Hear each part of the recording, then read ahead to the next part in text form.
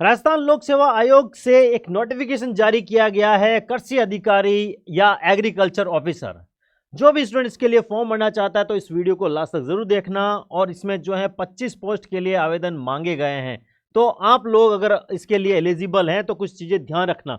इसमें यह है कि ये पद स्थायी हैं और उसके अलावा 25 पोस्ट के लिए यहाँ पर आवेदन मांग रहे हैं, जिसमें अलग अलग जो है आपकी कैटेगरी होगी। अब सबसे इंपॉर्टेंट है कि एजुकेशन क्राइटेरिया क्या होगा, तो ध्यान रखना आप एमएससी एग्रीकल्चर में होने चाहिए या फिर एमएससी हॉर्टिकल्चर में होना चाहिए। किसी भी यूनिवर्सिटी से आप कर रहे हो तो वो आपके लिए काम आ जाएगा। वर्किंग नॉलेज होना चाहिए, हिंदी देवनागरी स्क्रिप्ट को समझना आना चाहिए और आपको राजस्थान कल्चर भी समझ में आना चाहिए। उसके अलावा उन्होंने एक सबसे इंपॉर्टेंट बात की है कि अगर आप लास्ट ईयर में है किसी कॉलेज एग्जाम में, इन दोनों में से अगर या फिर आप एग्रीकल्चर से या हॉर्टिकल्चर से अगर आप फाइनल ईयर में हैं तो भी आप इसके लिए फॉर्म भर सकते हैं। लेकिन इसमें इन्होंने एक बात की, एग्जाम परीक्षा से पहले आपके पास रिजल्ट आ जाना चाहिए, ताकि आप लोग जब अपना डॉक्यूमेंट वेरिफिकेशन कराएंगे तब आपका वहां पर डेट चेक किया जाएगा। और यहाँ पर अगर वेतन की बात की जाए तो लेवल 14 इसमें रखा गया है, यानी कि होगा 5400 ग्रेड पे इसमें रखा जाएगा। आयु सीमा की बात करें तो 1/1/2025 के अकॉर्डिंग आपका कम से कम 20 साल के होने चाहिए और ज़्यादा से ज़्यादा 40 साल के होने चाहिए। उसके अलावा आपको अलग अलग हिसाब से आपको छूट मिल सकती हैं।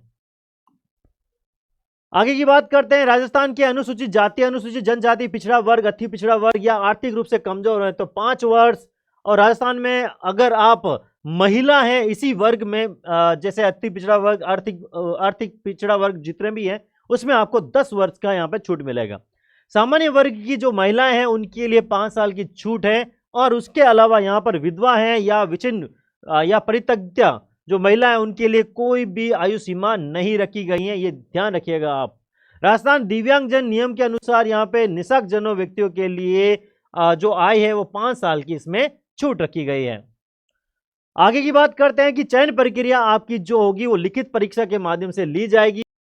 और उसके अलावा यहाँ पर लिखित परीक्षा की मेरिट के बेस के ऊपर आप लोगों को आगे की तरफ बढ़ाया जाएगा, यानी कि उनको पास किया जाएगा। परीक्षा का स्थान अभी और टाइम इसके लिए अभी नहीं सूचित किया गया, जल्दी से आपको इन्फॉर्म कर दिया जाएगा और जैसे इन्फॉर्मेशन आएगी हम आप इसको पहुंचा देंगे। अब बात करते हैं सिलेबस की, तो उन्होंने कहा है कि सिलेबस जल्द ही आपके पास पहुंच जाएगा। आप लोगों को थोड़ा ही टाइम के बाद में इसका सिलेबस जारी कर दिया जाएगा। और उसके अलावा इसकी जो अवधि रहेगी वो 7/3/2024 से 5/4/2024 के बीच में इसका फॉर्म आप भर सकते हो। और ये जो सारे के सारे फॉर्म्स हैं वो ध्यान रखना, आपको थोड़ा सा समझदारी से इसको फॉर्म भरना है। आपको एसएसओ आईडी लगानी है। एसएसओ आईडी में आप जब भी अपना वन टाइम रजिस्ट्रेशन करते हो उसमें उसका थोड़ा सा ध्यान रखना, अगर एक भी गलती हुई तो आप लोगों को दिक्कत हो सकती है। उसके अलावा यहाँ पर एक कुछ इंपॉर्टेंट बात है कि ऑनलाइन आवेदन करने के लिए आपको एसएसओ पोर्टल पर जाना होगा, वन टाइम रजिस्ट्रेशन करना होगा और उसमें कुछ चीज़ें आपको हमेशा ध्यान रखना, अपना नाम, अपना जेंडर, पिता का नाम, ये सारे आपको परफेक्टली भरने हैं, 2 बार चेक करने हैं, फिर आपको फेस करना है। ध्यान रखना अगर फिर भी कोई अगर दिक्कत आ जाती है तो उसके लिए वहाँ पे कोई भी आपका जो है संशोधन नहीं हो पाएगा। लेकिन उसके अलावा अगर कोई और टर्म के लिए आपको दिक्कत हो रही है तो आपका संशोधन हो सकता है, ये चीज़ें आप ध्यान रखेंगे।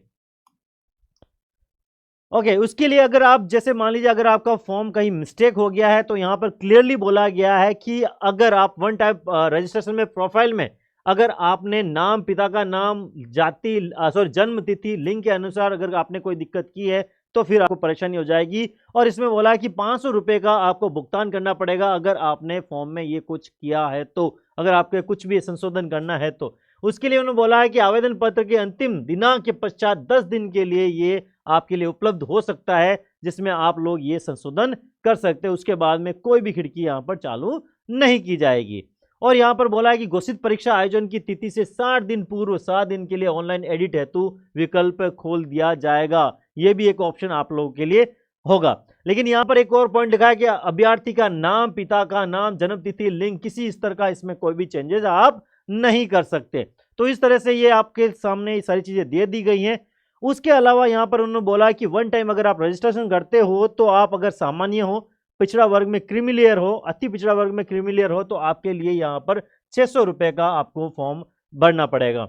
आरक्षित वर्ग के लिए है अनुसूचित जाति, अनुसूचित जनजाति, पिछड़ा वर्ग, नॉन क्रीमिलियर और अति पिछड़ा वर्ग के लिए आपको शुल्क देना पड़ेगा 400, और आर्थिक रूप से कमजोर हैं तो वन टाइम रजिस्ट्रेशन की जो फीस लगेगी वो आपको 400 रुपये लगेगी।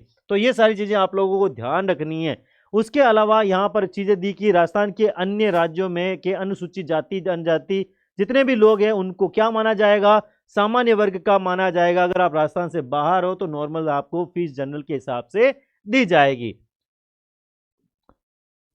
ओके, अब यहां पर एग्जाम पैटर्न किस तरह का रहेगा तो ध्यान रखना, पार्ट ए और पार्ट बी रखा गया है। पार्ट ए में रखा गया है जनरल नॉलेज ऑफ राजस्थान, जिसके 40 क्वेश्चन आएंगे, 40 नंबर के आएंगे। उसके अलावा जो है कंसर्न सब्जेक्ट्स, जो आपका क्वालिफाइंग सब्जेक्ट्स रखा गया है, उसके 110 क्वेश्चन आएंगे, 110 मार्किंग के। तो टोटल मिला के 150 क्वेश्चन, 150 नंबर के, और आपको दिया जाएगा 2.5 घंटे उसके लिए।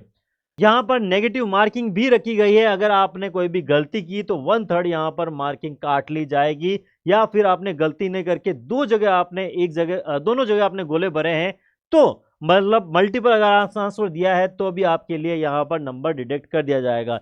उसके अलावा आपको जो ये पेपर होगा वो ऑफलाइन मोड पर होगा। आपको गोले भरने पड़ेंगे बॉल पॉइंट, जो बॉल पेन होता है उसके हिसाब से। तो उन्होंने बोला है कि ब्लू बॉल पॉइंट पेन का यूज करना पड़ेगा आप लोगों के लिए। तो आपको वहां पर 5 ऑप्शन देखने को मिलेंगे, ध्यान रखना।